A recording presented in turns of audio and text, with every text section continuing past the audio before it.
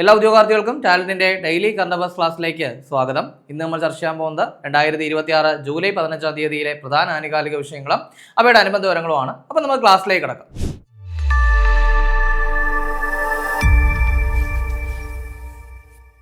അപ്പോൾ ഇനി വരാണ്ടിരിക്കുന്ന പ്രധാനപ്പെട്ട 10th ലെവൽ എക്സാമുകളായിട്ടുള്ള Bevco LD, village field assistant, then നമ്മുടെ LDC ഇനിയിപ്പോൾ നോട്ടിഫിക്കേഷൻ വരും.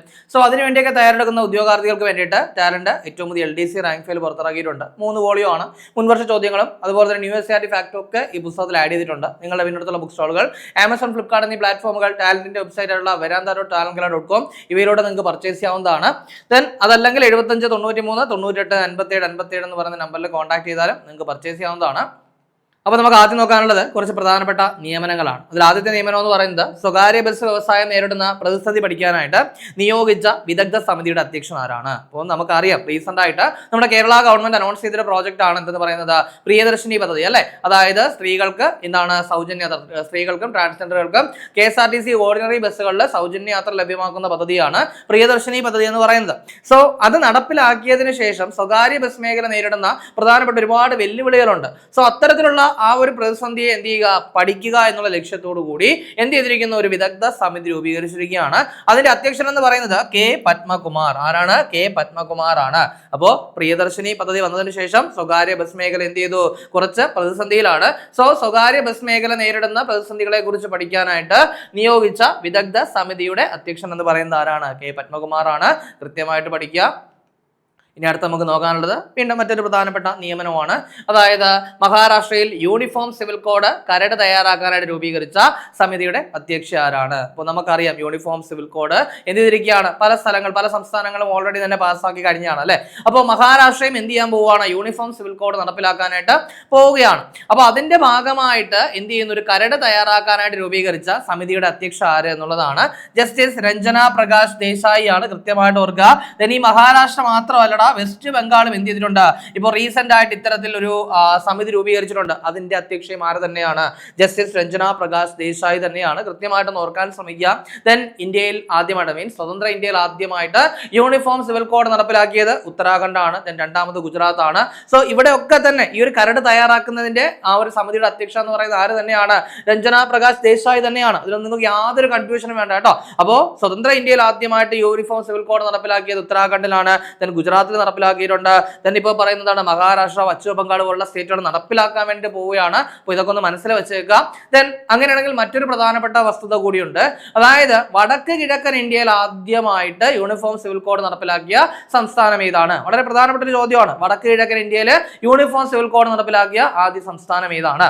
അത് അസം ആണെന്നുള്ള കാര്യം ഒന്ന് പഠിക്കുക കേട്ടോ. അസം ആണ്. അപ്പൊ അതും കൂടെ ഒന്ന് കൃത്യമായിട്ട് മനസ്സിലാക്കി വെച്ചേക്കാം. ദെൻ ഇതുമായിട്ട് ബന്ധപ്പെട്ട മറ്റ് അപ്ഡേഷൻസ് ഒക്കെ വരുമ്പോൾ നമ്മൾ എന്ത് ചെയ്യും, ചർച്ച ചെയ്തു പോകും. ഇനി അടുത്ത് നമുക്ക് നോക്കാനുള്ളത് ഒരു പദ്ധതിയാണ്. ശരിക്കും പറഞ്ഞാൽ പുതിയ പദ്ധതിയല്ല, ഓൾറെഡി ഉള്ളൊരു പദ്ധതിയാണ്. അതായത് ഓപ്പറേഷൻ കുബേര എന്ന് പറയുന്ന പദ്ധതി കേട്ടോ. കാര്യം മുൻപേ ഉള്ളതാണ്. അപ്പോൾ റീസെന്റ് ആയിട്ട് ഇതെന്ത് ചെയ്യുന്നു, കൊണ്ടുവരാൻ പോകുന്നു, കൂടുതൽ ശക്തമാക്കാൻ പോകുന്നു എന്നുള്ളൊരു വാർത്ത കണ്ടതുകൊണ്ട് നിങ്ങളെ ഒന്നുകൂടെ പരിചയപ്പെടുത്തുന്നു മാത്രം. അപ്പോൾ ബ്ലേഡ് മാഫിയയുടെ ചൂഷണവും ഭീഷണിയും ഇല്ലാതാക്കാനായിട്ട് ആഭ്യന്തര വകുപ്പ് ആരംഭിച്ച പദ്ധതി ഏതാണ്? അപ്പോൾ എന്താണ് പറഞ്ഞത്? ബ്ലേഡ് മാഫിയയുടെ ചൂഷണവും ഭീഷണിയും ഒക്കെ ഇല്ലാതാക്കാനായിട്ട് ആഭ്യന്തര വകുപ്പ് ആരംഭിച്ച പദ്ധതി ഏതാണ്? ഓപ്പറേഷൻ കുബേര. ഇതാണ് ഓപ്പറേഷൻ കുബേരയാണ്. കൃത്യമായിട്ട് പഠിച്ചേക്കുക. ഓപ്പറേഷൻ കുബേര വളരെ പ്രധാനപ്പെട്ട ഒരു ഫാക്ട് ആണത്. ദെൻ ഇനി അടുത്ത് നമുക്ക് നോക്കാനുള്ളത് ഒരു ഭാഗ്യചിഹ്നവുമായിട്ട് ബന്ധപ്പെട്ട കാര്യം. നമുക്കറിയാം ഇനിയിപ്പോൾ വള്ളംകളിയുടെ സീസൺ ആണ്. അതിൽ ഏറ്റവും പ്രധാനപ്പെട്ട പരീക്ഷയ്ക്ക് ചോദിക്കുന്ന ഒരു വള്ളംകളി എന്ന് പറയുന്നത് നെഹ്റു ട്രോഫി വള്ളംകളിയാണ് അല്ലെ. കഴിഞ്ഞ ക്ലാസ്സിൽ നമ്മൾ ചർച്ച ചെയ്തിട്ടുണ്ടായിരുന്നു. നെഹ്റു ട്രോഫി വള്ളംകളിയുടെ പ്രൈസ് മണിയൊക്കെ കൂട്ടിയിട്ടുണ്ടായിരുന്നു അല്ലെ. ഓർമ്മയുണ്ടല്ലോ. ഒന്നാം സമ്മാനക്കാർക്ക് എത്രയാണ്? ഒന്നാം സ്ഥാനം നേടുന്ന ആൾക്കാർക്ക് 25, രണ്ടാം സ്ഥാനക്കാർക്ക് 20, മൂന്നാം സ്ഥാനക്കാർക്ക് 15, നാലാം സ്ഥാനക്കാർക്ക് 10. ഇങ്ങനെ അത് ലക്ഷങ്ങളുടെ കണക്കാണ്. 25 ലക്ഷം, 20 ലക്ഷം, 15 ലക്ഷം, 10 ലക്ഷം ഇങ്ങനെയാണ് പ്രൈസ് മണി പോകുന്നത്. നമ്മൾ ചർച്ച ചെയ്ത് കഴിഞ്ഞു അല്ലെ. ഇനി മറ്റൊരു പ്രധാനപ്പെട്ട വസ്തുതയിലേക്ക് നമ്മൾ കടക്കാൻ പോവുകയാണ്. അതായത് 72ാമത് നെഹ്റു ട്രോഫി വള്ളംകളിയുടെ ഭാഗ്യചിഹ്നം ഡിസൈൻ ചെയ്തത് ആര് എന്നാണ് നമ്മൾ പഠിക്കാൻ പോകുന്നത്. ഭാഗ്യചിഹ്നം എന്ത് എന്നല്ല നമ്മൾ പഠിക്കുന്നത്, ഭാഗ്യചിഹ്നം ഡിസൈൻ ചെയ്തത് ആര് എന്നുള്ളതാണ്. ഹരിൻ കൈരളി. ആരാണ് ഹരിൻ കൈരളി എന്ന് പറയുന്ന വ്യക്തിയാണ് ഈ പറയുന്ന നെഹ്റു ട്രോഫി വള്ളംകളിയുടെ ഭാഗ്യചിഹ്നം ഡിസൈൻ ചെയ്തത്. എന്തായാലും ഭാഗ്യചിഹ്നം നമ്മൾ നോട്ട് ചെയ്യും, അത് ഉറപ്പാണ് അല്ലേ. പക്ഷെ ഈ കാര്യം നമ്മൾ ചിലപ്പോൾ നോട്ട് ചെയ്യാതെ പോകുന്നൊരു കാര്യമായിരിക്കാം. ഇപ്പോൾ എന്തുകൊണ്ടാണ് ഈ ഒരു വ്യക്തിയുടെ പേര് വെച്ച് തന്നെ നമ്മൾ നമ്മൾ ചർച്ച ചെയ്തതെന്ന് ചോദിച്ചു കഴിഞ്ഞാൽ ഈ പറയുന്ന ഹരൺ കൈരളി ഒരു പ്രധാനപ്പെട്ട പുസ്തകത്തിന്റെ കവർ ഡിസൈൻ ചെയ്തിട്ടുണ്ട്. ഏതാണ് ആ പുസ്തകം എന്ന് ചോദിച്ചു കഴിഞ്ഞാൽ റാം കെയർ ഓഫ് ആനന്ദി. ഇപ്പോൾ റാം കെയർ ഓഫ് ആനന്ദി എന്ന് പറയുന്ന പുസ്തകത്തിന്റെ കവർ ഡിസൈൻ ചെയ്ത വ്യക്തിയാണ് ഹരൺ കൈരളി എന്ന് പറയുന്നത്. സോ അദ്ദേഹം ഡിസൈൻ ചെയ്ത എന്താണ് ഭാഗ്യചിഹ്നമാണ് 72ാമത് നെഹ്റു ട്രോഫി വള്ളംകളിയുടെ ഭാഗ്യചിഹ്നമായിട്ട് തിരഞ്ഞെടുക്കപ്പെട്ടത്. റാം കെയർ ഓഫ് ആനന്ദി അറിയാലോ, അഖിൽ പി ധർമ്മജൻ എഴുതിയ പുസ്തകമാണ്. 2025 കേന്ദ്ര സാഹിത്യ അക്കാദമി യുവ പുരസ്കാരം, മലയാള ഭാഷയ്ക്കുള്ള കേന്ദ്ര സാഹിത്യ അക്കാദമി യുവ പുരസ്കാരം കിട്ടിയത് ഈ പറയുന്ന റാം കെയർ ഓഫ് ആനന്ദി എന്നുള്ള പുസ്തകത്തിനാണ്. റാം, ആനന്ദി, മല്ലി തുടങ്ങിയ കഥാപാത്രങ്ങളാണ് ഈ നോവലിൽ ഉള്ളതെന്നുള്ള കാര്യം നിങ്ങൾക്ക് അറിയാം. ഒരു സിനിമാറ്റിക് നോവൽ ആണെന്നുള്ള കാര്യം അറിയാം. സോ ആ നോവലിന്റെ കവർ ഡിസൈൻ ചെയ്ത ഹരൺ കൈരളിയാണ് 72ാമത്, ഇതുകൂടെ ശ്രദ്ധിക്കുക, 72ാമത് നെഹ്റു ട്രോഫി ആണ് 2026 നടക്കുക, അതിന്റെ ഭാഗ്യചിഹ്നം ഡിസൈൻ ചെയ്തത്. അങ്ങനെയാണെങ്കിൽ ആ ഭാഗ്യചിഹ്നം പേര് ഇതുവരെ വന്നിട്ടില്ല, ഔദ്യോഗികമായിട്ട് പേര് ഇതുവരെ പുറത്തുവിട്ടിട്ടില്ല. അതിനിപ്പോ ഒരു മത്സരത്തിലൂടെ ആയിരിക്കും തിരഞ്ഞെടുക്കുന്നത്. സോ എന്തോ ആയിക്കോട്ടെ, ഭാഗ്യചിഹ്നം എന്ന് പറയുന്നത് ചുണ്ടൻ വെള്ളം തുഴയുന്ന മലമുഴക്കി വേഴാമ്പലാണ് എന്തെന്ന് പറയുന്നത് ഭാഗ്യചിഹ്നം കേട്ടോ. അപ്പൊ ചുണ്ടൻ വെള്ളം തുഴയുന്ന മലമുഴക്കി വേഴാമ്പലാണ് ഭാഗ്യചിഹ്നം, കൃത്യമായിട്ട് പഠിക്കുക. അങ്ങനെയാണെങ്കിൽ നമുക്ക് കഴിഞ്ഞ വർഷത്തിലേക്ക് ഒന്ന് പോയിട്ട് വരാം. 2025 എന്താ ഭാഗ്യചിഹ്നം? കാത്തു. ഓർമ്മയുണ്ടെന്ന് വിചാരിക്കുകയാണ്. കാത്തു എന്ന് പറയുന്നത് ഒരു കാക്കത്തമ്പുരാട്ടിയാണ് അല്ലെ. അതിന് തൊട്ട് മുൻപത്തെ വർഷം 2024 എന്താ? നീലു. നീലു എന്ന് പറയുന്നത് ഒരു പൊന്മാനായിരുന്നു. 2023 എന്താ? കേശുവാണ്. കേശു വള്ളം തുഴയുന്ന ഒരു ആനയാണ്.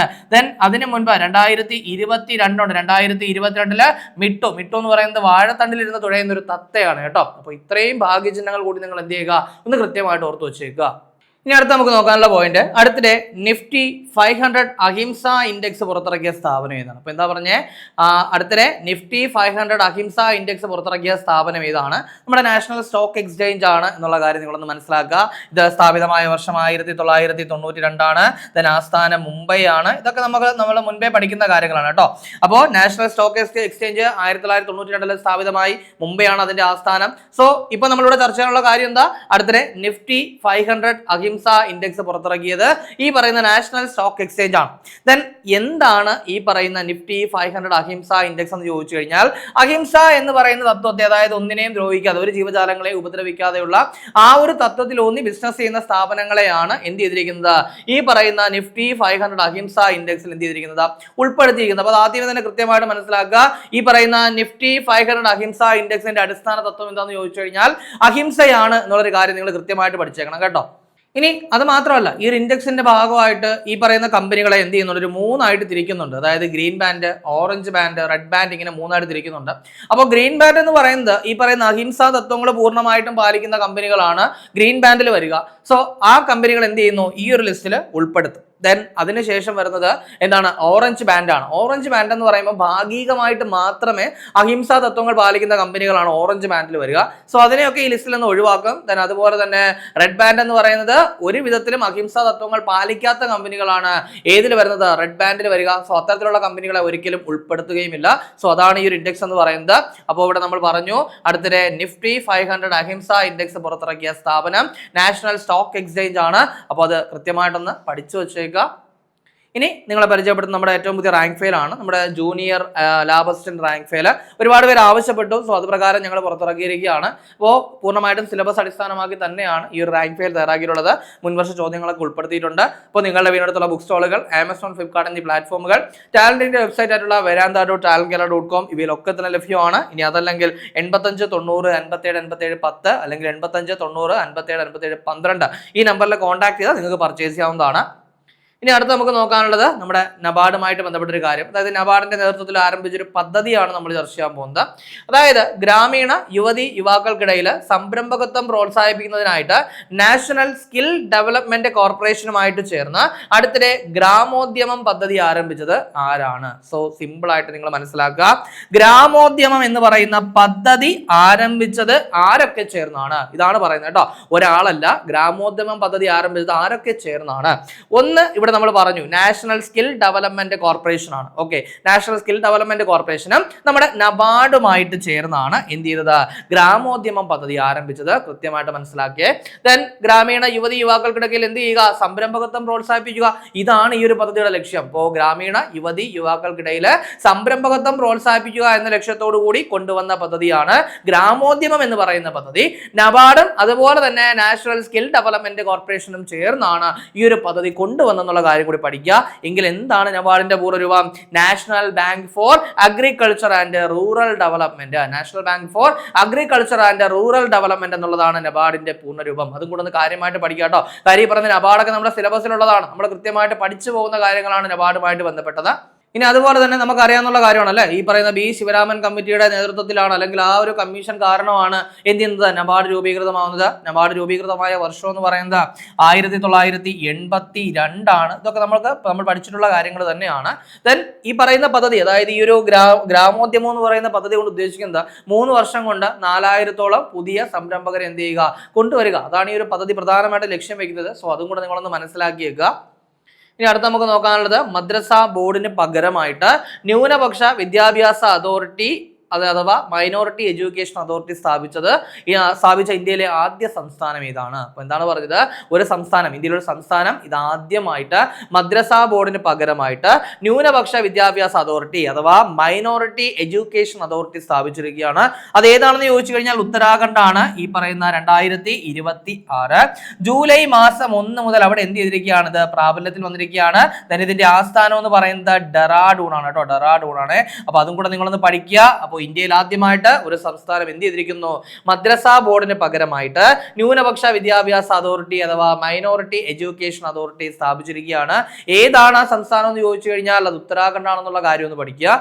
ഇനി അതുപോലെ തന്നെ ഏത് നിയമത്തിന് കീഴിലാണ് നിലവിൽ വന്നതെന്ന് ചോദിച്ചു കഴിഞ്ഞാൽ Uttarakhand minority educational institution act 2025 കീഴിലാണ് ഈ ഒരു സ്ഥാപനം എന്ത് ചെയ്തത്, നിലവിൽ വന്നെന്നുള്ള കാര്യം കൂടി നിങ്ങളൊന്ന് മനസ്സിലാക്കുക. വേറൊന്നുമില്ല, ഈ പറയുന്ന മൈനോറിറ്റീസ് അല്ലെങ്കിൽ എന്താണ് ന്യൂനപക്ഷ വിദ്യാഭ്യാസ സ്ഥാപനങ്ങൾക്ക്, എല്ലാ ന്യൂനപക്ഷ വിദ്യാഭ്യാസ സ്ഥാപനങ്ങൾക്കും ഏകീകൃതമായിട്ടുള്ള ഒരു നിയമം അല്ലെങ്കിൽ നിയന്ത്രണം കൊണ്ടുവരിക എന്നുള്ള ലക്ഷ്യത്തോടു കൂടിയാണ് ഇത് സ്ഥാപിതമായിരിക്കുന്നത്. ദെൻ ഇന്ത്യയിൽ ആദ്യമായിട്ടാണ് ഇത്തരത്തിലൊരു സ്ഥാപനം എന്ത് ചെയ്യുന്നത്, ഒരു സംസ്ഥാനം സ്ഥാപിക്കുന്നത് എന്നുള്ള കാര്യം കൂടി പഠിക്കുക. ഇനി അടുത്ത് നമുക്ക് നോക്കാനുള്ള പോയിന്റ് 2026 ജൂലൈയിൽ തെക്കൻ ചൈനയിൽ വ്യാപക പ്രളയത്തിന് കാരണമായ ഉഷ്ണമേഖലാ ചുഴലിക്കാറ്റ് ഏതാണ്? അപ്പൊ എന്താ പറഞ്ഞത്, 2026 ജൂലൈയിൽ തെക്കൻ ചൈനയിലെ വ്യാപക പ്രളയത്തിന് കാരണമായ ഉഷ്ണമേഖലാ ചുഴലിക്കാറ്റ് ഏതെന്നുള്ളതാണ്.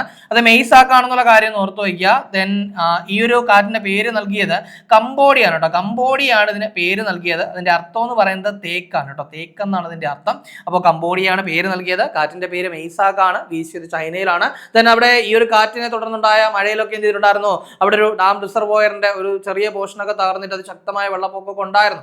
അപ്പോൾ അതൊക്കെ നിങ്ങളൊന്ന് കൃത്യമായിട്ട് പഠിച്ചു വയ്ക്കുക. ഇനി അതിന് പുറമേ തന്നെ ഇപ്പോൾ ഒരു ചുഴലിക്കാറ്റ് വന്നിട്ട് പോയതേ ഉള്ളൂ. ദെൻ അതിന് പുറമേ തന്നെ അവിടെ മറ്റൊരു ചുഴലിക്കാറ്റിന്റെ ഭീഷണി കൂടി ഉണ്ട്. അതായത് ഭാവി എന്ന് പറയുന്ന ഒരു ചുഴലിക്കാറ്റ് കൂടി അവിടെ വീശും എന്ന് പറയുന്നുണ്ട്. അപ്പോൾ അത് മിക്കതും എന്ത് ചെയ്യുന്നു, അത് വരുമ്പോൾ കൂടുതൽ നാശനഷ്ടങ്ങൾ ഉണ്ടായേക്കാം. സോ എന്തായാലും ഈ ഒരു കാറ്റിന്റെ പേര് കൂടി, ഭാവി എന്ന് പറയുന്ന പേര് കൂടി നിങ്ങളൊന്ന് ഓർത്ത് വച്ചേക്കുക. ദെൻ ഇപ്പോൾ ഈ ഒരു പ്രളയത്തിനൊക്കെ കാരണമായ കാറ്റ് എന്ന് പറയുന്നത് മെയ്സാക്ക് ആണ്. ഇനി അതിന് പുറമേ തന്നെ ഭാവി എന്ന് പറയുന്ന ചുഴലിക്കാറ്റിന്റെ ഭീഷണി കൂടി ചൈനയിലുണ്ട്. ഇനി അടുത്ത് നമുക്ക് നോക്കാനുള്ള പോയിന്റ്, ഇന്ത്യയിലെ ആദ്യത്തെ ക്യാമ്പസ് നിർമ്മിത ആർട്ടിഫിഷ്യൽ ഇന്റലിജൻസ് ചിപ്പ് ഏതാണ്? എന്താണ് ഇന്ത്യയിലെ ആദ്യത്തെ ക്യാമ്പസ് നിർമ്മിത ആർട്ടിഫിഷ്യൽ ഇന്റലിജൻസ് അല്ലെങ്കിൽ AI ചിപ്പ് ഏതെന്നുള്ളതാണ്. അത് CNVR-1K എന്നുള്ളതാണ്. അതിന്റെ പൂർണ്ണരൂപം എന്ന് പറയുന്നത് CET നേത്ര സെമി വിഷൻ SoC R1000 എന്നുള്ളതാണ് അതിന്റെ പൂർണ്ണരൂപം എന്ന് പറയുന്നത്. അപ്പൊ നമ്മുടെ ട്രിവാൻഡ്രത്തുള്ള CETയും അതുപോലെ തന്നെ നേത്ര എന്ന് പറയുന്ന ഒരു സ്റ്റാർട്ടപ്പ് കമ്പനിയും ചേർന്ന് ഡെവലപ്പ് ചെയ്താണ് ഈ ചിപ്പ്. സോ അതിന്റെ പ്രത്യേകത നമ്മൾ പറഞ്ഞു, ഇന്ത്യയിലെ ആദ്യത്തെ ക്യാമ്പസ് നിർമ്മിത ആർട്ടിഫിഷ്യൽ ഇന്റലിജൻസ് ചിപ്പാണ് എന്തെന്ന് പറയുന്നത്, ഈ പറഞ്ഞ CNVR-1K എന്ന് പറയുന്നത്. സോ ഒന്ന് കൃത്യമായിട്ട് പഠിച്ചേക്കുക. ഇനി അടുത്ത് നമുക്ക് നോക്കാനുള്ളത് Hex20 എന്ന് പറയുന്ന ഒരു കമ്പനിയുമായിട്ട് ബന്ധപ്പെട്ട കാര്യമാണ്. നമുക്കറിയാം, നമ്മൾ ഇതിനു മുൻപ് പഠിച്ചിട്ടുള്ളതാണ്. ട്രിവാൻഡ്രം ബേസ് ചെയ്തിട്ടുള്ള ഒരു സ്റ്റാർട്ടപ്പ് കമ്പനിയാണ്, ഒരു ബഹിരാകാശ സ്റ്റാർട്ടപ്പ് കമ്പനിയാണ് എന്ന് പറയുന്നത് Hex20 എന്ന് പറയുന്നത്. കാരണം ഇതിനു മുൻപ് ഇവർ നിള എന്ന് പറയുന്ന ഒരു സാറ്റലൈറ്റ് വിക്ഷേപിച്ച് നമ്മൾ ചർച്ച ചെയ്തിട്ടുണ്ടായിരുന്നു അല്ലെ. നിള എന്ന് പറയുന്ന സാറ്റലൈറ്റ് വിക്ഷേപിച്ച് കേരളത്തിലെ ആദ്യത്തെ സ്വകാര്യ ബഹിരാകാശ സ്റ്റാർട്ടപ്പായിട്ട് മാറിയ കമ്പനിയാണ് ആരെന്ന് പറയുന്നത്, ഈ പറയുന്ന Hex20 എന്ന് പറയുന്നത്. ദെൻ അവരുമായിട്ട് ബന്ധപ്പെട്ട മറ്റൊരു കാര്യം കൂടി ഇപ്പോൾ നമ്മൾ ചർച്ച ചെയ്യുകയാണ്. അതായത് അടുത്തിടെ വിക്ഷേപിച്ച കോയോ എന്ന ഉപഗ്രഹം നിർമ്മിച്ചത് ഏത് കമ്പനിയാണ്? അപ്പൊ എന്താണ് അടുത്തിടെ വിക്ഷേപിച്ച കോയോ എന്ന് പറയുന്ന ഉപഗ്രഹം നിർമ്മിച്ച കമ്പനി ഏതാണ്? അതും ഏത് തന്നെയാണ്? X-20 തന്നെയാണ്. ഈ പറയുന്ന കോയോ എന്നതിന്റെ പൂർണ്ണരൂപം കൂടി ഞാൻ ഇവിടെ ആഡ് ചെയ്തിട്ടുണ്ട്. അതായത് കൈനറ്റിക് ഒപ്റ്റിക്കൽസ് യാ ഒബ്സർവർ. എന്താണ് കൈനറ്റിക് ഒപ്റ്റിക്കൽസ് യാ ഒബ്സർവർ എന്നുള്ളതാണ് ഈ പറയുന്ന കോയോ എന്നതിന്റെ പൂർണ്ണരൂപം. സോ നിങ്ങൾ അതും കൂടെ ഒന്ന് മനസ്സിലാക്കി വെച്ചേക്കുക. ദെൻ ഇത് മാത്രമല്ല, ഇപ്പൊ നമ്മൾ പറഞ്ഞു നിള എന്ന് പറയുന്ന സാറ്റലൈറ്റ് പറഞ്ഞു, ദെൻ കോയോ എന്ന് പറയുന്ന സാറ്റലൈറ്റ് പറഞ്ഞു. പക്ഷെ ഇത് മാത്രമല്ല, ഇതിനേക്കാളും വലിയൊരു വൈഡ് ആയിട്ടുള്ള ലൈനപ്പ് ഇവർക്കുണ്ട് കേട്ടോ. സോ നമ്മൾ അതും കൂടെ അടുത്തതിൽ നമ്മൾ ചർച്ച ചെയ്യും. സോ അതെന്തായാലും അവിടെ നിൽക്കട്ടെ. പക്ഷെ ഈ പറയുന്ന ഈ കോയോ എന്ന് പറയുന്ന സാറ്റലൈറ്റ് വിക്ഷേപിച്ചത് ട്രാൻസ്പോർട്ടർ 17 എന്ന് പറയുന്ന ദൗത്യത്തിന്റെ ഭാഗമായിട്ടാണ്. അതായത് ഫാൽക്കൺ 9 റോക്കറ്റിലാണ് വിക്ഷേപിച്ചത്. സോ അതും കൂടെ ഇതൊരു എക്സ്ട്രാ ഇൻഫർമേഷൻ ആയിട്ട് നിങ്ങളൊന്ന് മനസ്സിലാക്കി വെക്കുക. സോ എന്തായാലും നമ്മൾ പറഞ്ഞല്ലേ ഈ പറയുന്ന X-20ക്ക് ഇനി ഒരു വൈഡ് ആയിട്ടുള്ള ലൈനപ്പ് ഉണ്ടെന്ന്. സോ ആ ഒരു ലൈനപ്പ് കൂടി നമുക്കൊന്ന് നോക്കാം. അതിൽ ഏറ്റവും പ്രധാനപ്പെട്ട രണ്ടെണ്ണം നോക്കി വെക്കേണ്ട രണ്ടെണ്ണം ഇത് രണ്ടെണ്ണമാണ് കേട്ടോ. അതായത് മായ V1 കേട്ടോ. മായ V1 ഈ ഒരു പേര് എവിടെയെങ്കിലും കേട്ടതായിട്ട് നിങ്ങൾക്ക് ഓർമ്മയുണ്ടോ? വേറെ ഒന്നുമല്ല, നമ്മുടെ ബാലരമയിലെ മായാവി തന്നെയാണ് കേട്ടോ. നമ്മുടെ മായാവിയെയും അതുപോലെ തന്നെ നമ്മളെ ഡിങ്കനെ അറിയായിരിക്കും അല്ലെ. അപ്പൊ മായാവിയെയും ഡിങ്കൻ ഈ രണ്ട് കോമിക് കഥാപാത്രങ്ങളുടെ പേര് തന്നെയാണ് ഈ നൽകിയിരിക്കുന്നത്. So Maya V1 multi application early assimilated vehicle എന്നുള്ളതാണ് മായ V1 എന്ന് പറയുന്നതിന്റെ പൂർണ്ണരൂപം. അതേപോലെ തന്നെ ഡിങ്ക് N1 എന്നുള്ളത് ഡയറക്റ്റ് ഇമേജിംഗ് നെറ്റ്വർക്ക് നോഡ് 1 എന്നുള്ളതാണ് ഡിങ്ക് N1 എന്നതിന്റെ പൂർണ്ണരൂപം. സോ ഇത് രണ്ടും ഇനിയിപ്പോൾ ഒരു വിക്ഷേപിക്കാനിരിക്കുന്ന സാറ്റലൈറ്റ് ആണ്. ദെൻ അതിന് പുറമെ തന്നെ നിള 3 അതുപോലെ തന്നെ സെയ്സി ദെൻ കോസ്പാർ 1 എന്നുള്ള സാറ്റലൈറ്റുകൾ അവർ വിക്ഷേപിക്കാനുണ്ട്.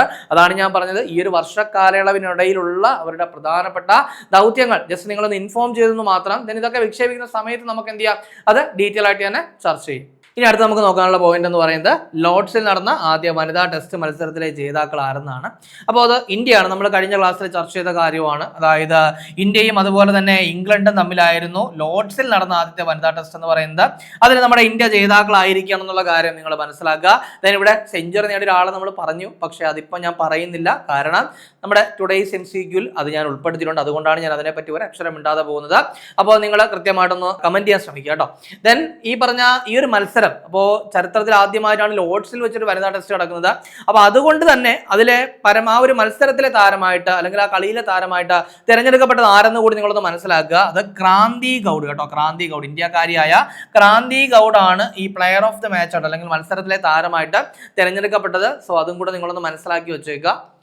ഇനി വളരെ പ്രധാനപ്പെട്ട ഒരു വിയോഗം കൂടി നമുക്ക് നോക്കാനുണ്ട്. അതായത് 2026 ജൂലൈയിൽ അന്തരിച്ച ന്യൂസിലൻഡ് ചലച്ചിത്ര നടൻ, അദ്ദേഹത്തിന്റെ പേരെന്ന് പറയുന്നത് സർ സാം നീൽ. ഇതാണ് സർ സാം നീൽ എന്ന് പറയുന്ന ന്യൂസിലൻഡ് ചലച്ചിത്ര നടൻ എന്ത് ചെയ്തു, 2026 ജൂലൈ മാസം അന്തരിച്ചു എന്നുള്ള കാര്യം ഒന്ന് മനസ്സിലാക്കുക. ഇനി അതുപോലെ തന്നെ ഈ ഒരു പേര് നിങ്ങൾക്ക് അറിയാമായിരിക്കും. കാര്യം എന്ന് പറയുന്നത് നമ്മുടെ കുട്ടിക്കാലമൊക്കെ മനോഹരമാക്കിയ ഒരു സിനിമയായിരുന്നു ജുറാസിക് പാർക്ക് എന്ന് പറയുന്നത് അല്ലെ. അപ്പൊ ആ ജുറാസിക് പാർക്ക് എന്ന് പറയുന്ന ചിത്രത്തിലെ അലൻ ഗ്രാൻഡ് എന്ന് പറയുന്ന കഥാപാത്രത്തെ അവതരിപ്പിച്ചത് ഈ പറയുന്ന സാം നീലാണ്. സോ അതും കൂടെ ഓർത്തേക്കുക. ഇനി നിങ്ങളെ ഞാൻ പരിചയപ്പെടുന്നത് ടാലന്റിന്റെ ഏറ്റവും പുതിയ സ്പെഷ്യൽ ടോപ്പിക് ബുക്കാണ്. അതായത് പോലീസ് ഡ്രൈവർ എക്സാമിന് വേണ്ടി തയ്യാറെടുക്കുന്നവർക്കുള്ള സ്പെഷ്യൽ ടോപ്പിക് ബുക്ക് ടാലന്റ് പുറത്തിറക്കിയിട്ടുണ്ട്. പോലീസ് ഡ്രൈവർ മാത്രമല്ല, നിങ്ങൾക്ക് ഫയർമാൻ ഡ്രൈവറിനും CEO ഡ്രൈവറിനും APO ഡ്രൈവറിനും ഒക്കെ ഈ ബുക്ക് യൂസ് ചെയ്യാം. ദെൻ ഞാൻ എപ്പോഴും പറയാറുള്ളത് പോലെ തന്നെ നിങ്ങളുടെ വീടിനടുത്തുള്ള ബുക്ക് സ്റ്റോളുകളിലും ആമസോൺ, ഫ്ലിപ്കാർട്ട് എന്നീ പ്ലാറ്റ്ഫോമുകളിലും ഞങ്ങളുടെ വെബ്സൈറ്റ് ഉണ്ട് veranta.talentgala.com. അതിലൊക്കെ തന്നെ ബുക്ക് അവൈലബിൾ ആണ്. ഇനി അതല്ല എങ്കിൽ ഈ സ്ക്രീനിൽ കാണുന്ന 2 നമ്പറുകളുണ്ട്, 85 90 57 57 10 അല്ലെങ്കിൽ 85 90 57 57 12. ഈ 2 നമ്പറിൽ ഏതെങ്കിലും കോൺടാക്ട് ചെയ്താലും നിങ്ങൾക്ക് പർച്ചേസ് ചെയ്യാവുന്നതാണ്. അപ്പൊ ഇനി ചർച്ച ചെയ്ത പോയിന്റ് ഒന്നുകൂടി നോക്കാം. ആദ്യം പറഞ്ഞത് സ്വകാര്യ ബസ് വ്യവസായം നേരിടുന്ന പ്രതിസന്ധി പഠിക്കാനായിട്ട് നിയോഗിച്ച വിദഗ്ധ സമിതിയുടെ അധ്യക്ഷൻ ആരാണെന്ന് പറഞ്ഞു. അത് K പത്മകുമാർ ആണ്. അതിനുശേഷം ഒരു സംസ്ഥാനം എന്ത് ചെയ്യാൻ പോകുന്നു, യൂണിഫോം സിവിൽ കോഡ് നടപ്പിലാക്കാനായിട്ട് പോകുന്നു. നമ്മുടെ മഹാരാഷ്ട്രയാണ്. മഹാരാഷ്ട്ര മാത്രമല്ല പശ്ചിമ ബംഗാൾ നടപ്പിലാക്കാൻ പോവുകയാണ്. സോ അതിന്റെ ഭാഗമായിട്ട് 2 സംസ്ഥാനങ്ങളും എന്ത് ചെയ്യുന്നു, ഒരു കരട് തയ്യാറാക്കാനായിട്ട് ഒരു സമിതി രൂപീകരിച്ചിരിക്കുന്നു. ആ അധ്യക്ഷ എന്ന് പറയുന്നത് ജസ്റ്റിസ് രഞ്ജന പ്രകാശ് ദേശായി ആണ്. ഉത്തരാഖണ്ഡിൽ ഇതുപോലെ യൂണിഫോം സിവിൽ കോഡ് നടപ്പാക്കിയപ്പോഴും തന്നെയായിരുന്നു ഈ പറയുന്ന ജസ്റ്റിസ് രഞ്ജന പ്രകാശ് ദേശായി അധ്യക്ഷയായ സമിതി തന്നെയാണ് കരട് എന്ത് ചെയ്തത്, രൂപീകരിച്ചത്. സോ അതും കൂടെ മനസ്സിലാക്കുക. ഇനി അതിനുശേഷം ഓപ്പറേഷൻ കുബേര എന്ന് പറയുന്ന പ്രോജക്റ്റ് ഓൾറെഡി ഉള്ളൊരു പദ്ധതിയാണ്. അതായത് ബ്ലേഡ് മാഫിയയുടെ ചൂഷണവും ഭീഷണിയും ഇല്ലാതാക്കാനായിട്ട് നമ്മുടെ ആഭ്യന്തര വകുപ്പ് ആരംഭിച്ച പദ്ധതിയാണ് ഓപ്പറേഷൻ കുബേര. ആഭ്യന്തരമന്ത്രി രമേശ് ചെന്നിത്തലയാണ്.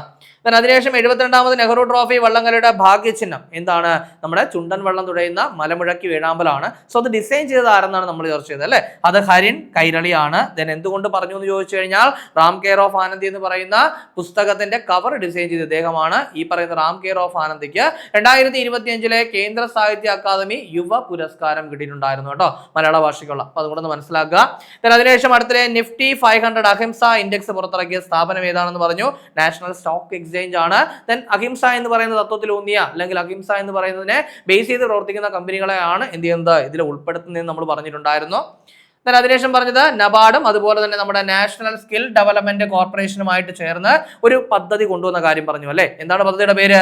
ഗ്രാമോദ്യമം എന്നതാണ് പദ്ധതിയുടെ പേര്. എന്താണ് ലക്ഷ്യം? ഗ്രാമീണ യുവാക്കൾക്കിടയിൽ എന്ത് ചെയ്യുക? സംരംഭകത്വം പ്രോത്സാഹിപ്പിക്കുക. ഈ ലക്ഷ്യത്തോടു കൂടിയാണ് ഗ്രാമോദ്യമം എന്ന് പറയുന്ന പദ്ധതി നബാർഡും അതുപോലെ തന്നെ നാഷണൽ സ്കിൽ ഡെവലപ്മെന്റ് കോർപ്പറേഷനും ആരംഭിച്ചത്. അതിനുശേഷം പറഞ്ഞത് മദ്രസ ബോർഡിന് പകരമായിട്ട് ന്യൂനപക്ഷ വിദ്യാഭ്യാസ അതോറിറ്റി അല്ലെങ്കിൽ മൈനോറിറ്റി എഡ്യൂക്കേഷൻ അതോറിറ്റി സ്ഥാപിച്ച ഇന്ത്യയിലെ ആദ്യ സംസ്ഥാനം ഏതാണ്? ഉത്തരാഖണ്ഡാണ്. അതിന്റെ ആസ്ഥാനം എവിടെയാണ്? ഡെറാഡൂൺ ആണ്. ദെൻ ഈ 2026 ജൂലൈ 1 മുതൽ അത് പ്രാബല്യത്തിൽ വന്നു. അതിനുശേഷം പറഞ്ഞത് മെയ്സാക്ക് എന്ന് പറയുന്ന ചുഴലിക്കാറ്റാണ്. കാര്യം റീസെന്റ് ആയിട്ട് ചൈനയിലുണ്ടായ പ്രളയത്തിന് കാരണമായ ചുഴലിക്കാറ്റാണ് എന്ന് പറയുന്നത് മെയ്സാക്ക്. അതിനുശേഷം പറഞ്ഞത് ഒരു AI ചിപ്പാണ്. അതായത് ഇന്ത്യയിലെ ആദ്യത്തെ ക്യാമ്പസ് നിർമ്മിത AI ചിപ്പ് ഏതാണ്? അത് CNVR-1K ആണ്. അതിനുശേഷം ഹെക്സ് 20 വിക്ഷേപിച്ച ഉപഗ്രഹത്തെ പറ്റി പറഞ്ഞു. കോയോ എന്ന് പറയുന്നതാണ് ഉപഗ്രഹത്തിന്റെ പേര്. അതുപോലെ തന്നെ ട്രാൻസ്പോർട്ടർ 17 ദൗത്യത്തിന്റെ ഭാഗമായിട്ട് വിക്ഷേപിക്കപ്പെട്ടു. ദെൻ കോയോ, നിള, ഇനി ഇതിന് പുറമെ തന്നെ മായ V1 അതുപോലെ തന്നെ ഡിങ്ക് N1 തുടങ്ങിയ ഉപഗ്രഹങ്ങളൊക്കെ എന്ത് ചെയ്യാനുണ്ട്? ഇനിയിപ്പോൾ വിക്ഷേപിക്കാനുണ്ട് കേട്ടോ. സോ അതൊക്കെ നിങ്ങളൊന്ന് കൃത്യമായിട്ട് മനസ്സിലാക്കുക. അതിനുശേഷം ലോർഡ്സിൽ നടന്ന ആദ്യ വനിതാ ടെസ്റ്റ് മത്സരത്തിലെ ജേതാക്കൾ ഇന്ത്യയാണ്. നമുക്കറിയാം ഇന്ത്യയും ഇംഗ്ലണ്ടും തമ്മിലായിരുന്നു മത്സരം നടന്നത്. ഇന്ത്യ ജേതാക്കളായി. ഇതിനൊരു വിയോഗം പറഞ്ഞു. സർ സാം നീൽ എന്ന് പറയുന്ന ന്യൂസിലൻഡ് ചലച്ചിത്ര നടൻ അന്തരിച്ചു. ജുറാസിക് പാർക്കിലെ ശ്രദ്ധേയമായ പ്രകടനമൊക്കെ നടത്തിയൊരു നടനാണ്. സോ അതും കൂടെ ഓർത്തു വെച്ചേക്കുക. ഇനി കഴിഞ്ഞ ക്ലാസ്സുമായി ബന്ധപ്പെട്ട 2 ചോദ്യങ്ങൾ നൽകുകയാണ്. അതിന്റെ ഉത്തരം കൂടി കമന്റ് ചെയ്യുക. ആദ്യത്തെ ചോദ്യം, വിംബിൾഡൺ 2026 പുരുഷ സിംഗിൾസ് കിരീടം നേടിയ താരം ആരെന്നാണ്. അപ്പൊ അലക്സാണ്ടർ സ്വരേവ് ആണോ, കാർലോസ് അൽക്കാരസ് ആണോ, ജാനിക് സിനർ ആണോ, നൊവാക് ജോക്കോവിച്ച് ആണോ? ശരി ഉത്തരം കമന്റ് ചെയ്തേക്കുക. രണ്ടാമത്തെ ചോദ്യം, ലോർഡ്സിൽ ടെസ്റ്റ് സെഞ്ചുറി നേടിയ ആദ്യ വനിതാ ക്രിക്കറ്റർ ആരാണ്? സ്മൃതി മന്ദാന, ഷെഫാലി വർമ്മ, എസ്തിക ഭാട്ടിയ, ഹർമൻപ്രീത് കൗർ? ശരി ഉത്തരം കമന്റ് ചെയ്യുക. ഇനി കഴിഞ്ഞ ക്ലാസ് നൽകിയിരുന്ന 2 ചോദ്യങ്ങളുടെ ഉത്തരം കൂടി നോക്കാം. ആദ്യത്തെ ചോദ്യം, സൗത്ത് ഇന്ത്യൻ ബാങ്കിന്റെ മാനേജിംഗ് ഡയറക്ടറും CEO ആയിട്ട് നിയമിതനാവുന്നത് ആരാണ്? മഹേഷ് മുരളീധർ പൈ ആണ്. കൃത്യമായിട്ട് പഠിച്ചേക്കുക. രണ്ടാമത്തെ ചോദ്യം, 2026 ജൂലൈയിൽ നൃത്യരംഗം ആർട്സ് ആൻഡ് കൾച്ചറൽ ഹെറിറ്റേജ് ഓർഗനൈസേഷന്റെ നാറ്റോ പുരസ്കാരം ലഭിച്ചത് ആർക്കാണ്? അത് ഡോക്ടർ പ്രമോദ് പയ്യന്നൂരിനാണ്. അപ്പൊ ഇതും കൂടെ ഒന്ന് മനസ്സിലാക്കി വെച്ചേക്കുക. അപ്പൊ നമ്മൾ ചർച്ച ചെയ്ത ചോദ്യങ്ങളും ഉത്തരങ്ങളും ചർച്ച ചെയ്ത പോയിന്റുകളും മനസ്സിലായെന്ന് വിചാരിക്കുന്നു. വളരെ കാര്യമായിട്ട് നല്ലതുപോലെ തന്നെ ഡെയിലി കറണ്ട് അഫയേഴ്സ് അപ്ഡേറ്റ് ചെയ്ത് പോവുക, നല്ലപോലെ വർക്ക് ചെയ്യുക, എത്രയും പെട്ടെന്ന് ഒരു ജോലി നേടിയെടുക്കുക. 2026 ജൂലൈ 15 തീയതിയിലെ പ്രധാന ആനുകാലിക വിഷയങ്ങളും അവയുടെ അനുബന്ധ വിവരങ്ങളുമാണ് നമ്മൾ ചർച്ച ചെയ്ത് കഴിഞ്ഞത്. അപ്പോൾ ഈ ചർച്ച ചെയ്ത പോയിന്റുകളൊക്കെ മനസ്സിലായെന്ന് വിചാരിക്കുന്നു. മറ്റൊരു ക്ലാസ്സുമായി നമുക്ക് അടുത്ത ദിവസം കാണാം.